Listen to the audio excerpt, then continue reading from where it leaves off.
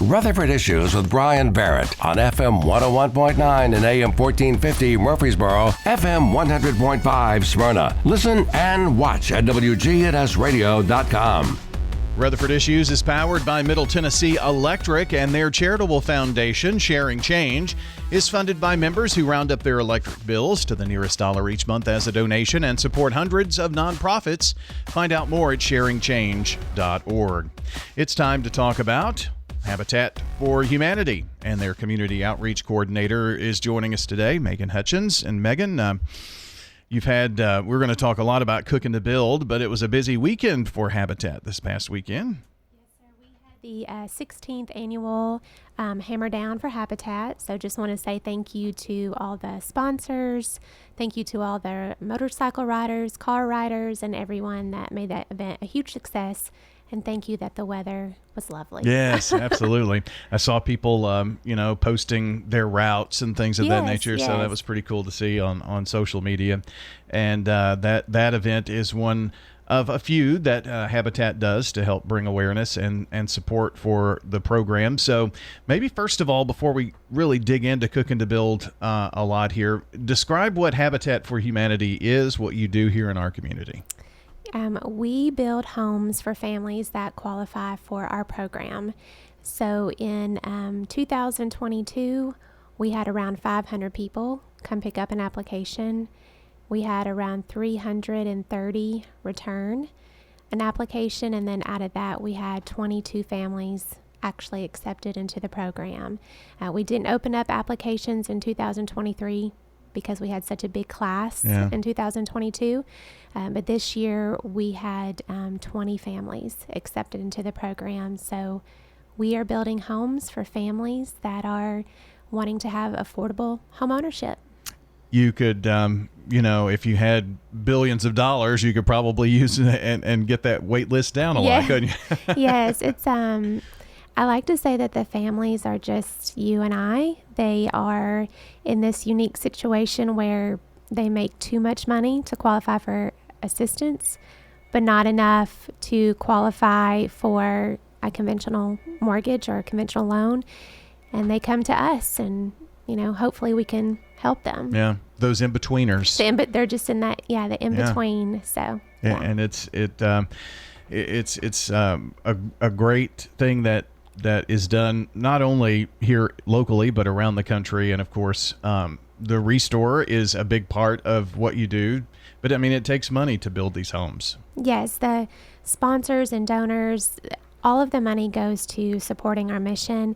The wonderful thing about Legacy Point, the neighborhood that we are building right now, is that only Habitat families will be living there. So if somebody in the program needs to move for whatever reason, life happens, what have you, we have first right of refusal, so we can put another family into that home. So the donors and the sponsors, your dollars truly do support our mission. So if someone, maybe they're in a, blessed to be able to move into a larger home or something of that nature, then you could move someone in who's really in that in between. Yes. We want to serve the families that come to us, and they are paying so much money in rent and don't have a lot of money for everything else, and everything else is very expensive at the moment. So we want our families to be able to live a good life and take care of their children and what have you. Well, I learned something new today. I didn't know that part about Legacy Point. So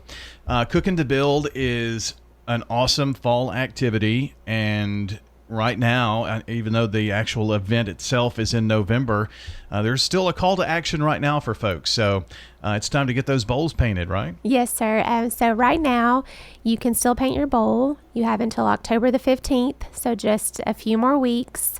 Visit Color Me Mine at the Avenue, and they'll get you all squared away. It costs $30. But that also includes your bowl and your ticket to the event. Okay. So Color Me Mine is the place where you actually make the bowl? Yes, sir. So you go there, you'll paint the bowl, and then they will fire it and glaze it, and then your bowl will be able to be picked up at the event on November 2nd. Yeah, you were telling me you have how many bowls? 30, 40, 50? Who knows? A lot. I see our children are 17 is our oldest, so at least 50 bowls between all our family of 5, I would say. Yeah. That's pretty cool. So, and each one has a story to tell, and what happened and what they enjoyed during that time, and just spending time with family. So that is awesome. Now, if you are not artistically inclined, you don't want to do that part, that doesn't mean you can't come to Cookin to Build. Exactly. If you are not an artiste or what have you, we have bowls that will be there that will be painted by some of the Color Me Mine staff. So some more professional bowls, if you will. And then we also have a unique bowl that our affiliate orders that has our logo on it.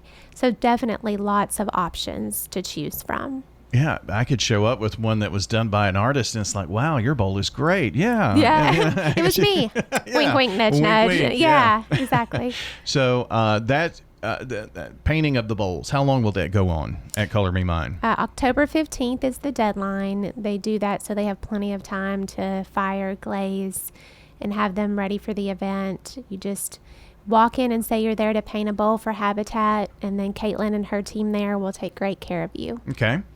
Now, to the event itself, if you go to Color Me Mine and buy a bowl and paint your own, that does come with a ticket for the event that day. Yes, sir. Mm-hmm. So if you don't want to go that route, what's the best way to do it? If you want to just attend the event, you can either go to Eventbrite and look for Cookin to Build and purchase your ticket there. You can also purchase them the day of.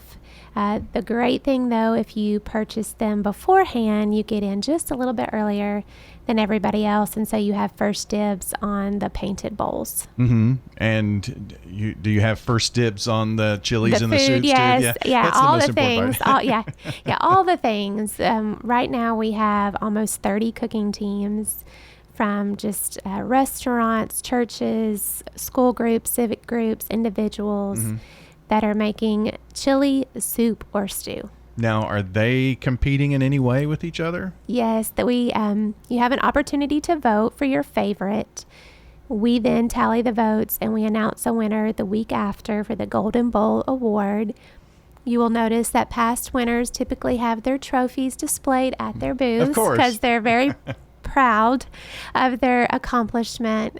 But it's definitely a friendly competition, especially among the booths that have been participating for all these years. Yeah. Now, give us the details on the event itself. I should have done that a second ago. So it's Saturday, November the 2nd. It's going to take place at the Murfreesboro Square. So if you've been attending the farmers market, it's the very next weekend in the same spot. And then the cooking teams are lined up all around the inner part of the square. We have drinks, we have dessert, live entertainment, the painted bowls, lots of food. Just pray for beautiful weather. Yeah. So this is the first Saturday after the farmers market ends for the season, yes, I think, sir. isn't it? Mm-hmm. Yeah. So people are in a habit of coming to the square, so we might as well come on out one more Saturday, right? We usually have a few people that are like, we're looking for the farmers market. We're like, well, you can stay. Yeah. You stay and have some great food. Great food, soups. So when do there are no doors to open, but when do things actually get kicked off? So 10:30 is when you can get in if you have pre-painted a bowl or pre-purchased a ticket, and the event itself goes till 1 p.m. Okay. Mm-hmm. And so what is there, maybe a 30-minute window, and then you open up the floodgates for everybody else at 11? Yes, yeah, okay. We open up at 11 for everyone else.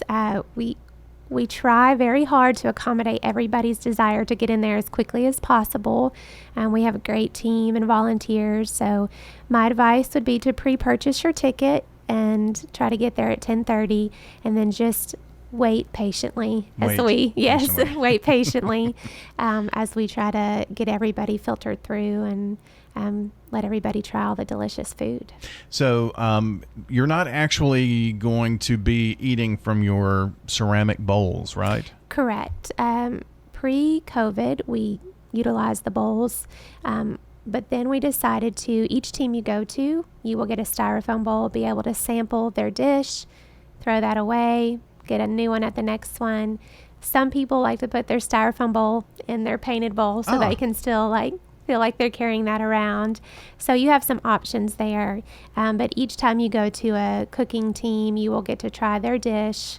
They'll give you a bowl full of food and a spoon, and then you just throw that away and go to the next. And it sounds like you can just go from station to station. You're going to have 30 or so there? Yes. And plenty to sample. Plenty to sample. God bless you if you sample all of them. But we try to give you room on the voting slip to make notes about your favorite. We include a map so you know where each cooking team is. So you can look on there, and if you have a favorite from years past, you can go visit them and try to remember what each team has made. So do you have information about Cookin to Build online on the Habitat website, I think, yes, right? It's on our website, www.rchfh.org. Just look under our events, and you'll see all the information about Cookin to Build. And if you would like to have a cooking team, I accept those through the end of September. So please reach out and we'll get you set up. Got a little time to get that done. A week. About Wow, a week. That's yeah. crazy. Yeah. September has flown by. So, and again, until October 15th to go to Color Me Mine to get your bowls painted and get working on that. And I'll put a link on the podcast, by the way, to the information on the Habitat for Humanity website for Cookin to Build. And Megan, it's been fun. Thanks for stopping in today. Thank you so much. Absolutely. Megan Hutchings joining us today, the Community Outreach Coordinator with Habitat for Humanity on Rutherford Issues from News Radio WGNS.